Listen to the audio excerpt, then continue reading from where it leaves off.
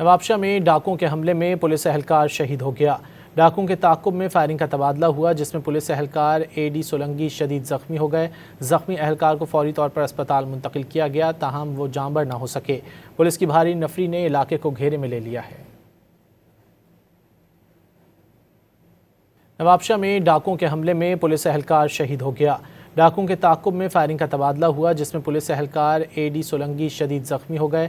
जख्मी एहलकार को फौरी तौर पर अस्पताल मुंतकिल किया गया, ताहम वो जांबर न हो सके। पुलिस की भारी नफरी ने इलाके को घेरे में ले लिया है।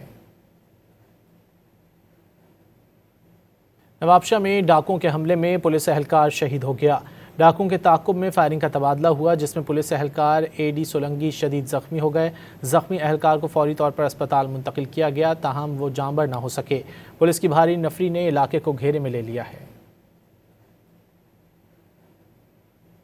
नवाबशाह में डाकुओं के हमले में पुलिस एहलकार शहीद हो गया। डाकुओं के ताक़ुब में फायरिंग का तबादला हुआ, जिसमें पुलिस एहलकार एडी सोलंकी शदीद जख्मी हो गए। जख्मी एहलकार को फौरी तौर पर अस्पताल मुंतकिल किया गया, ताहम वो जांबर न हो सके। पुलिस की भारी नफरी ने इलाके को घेरे में ले लिया है।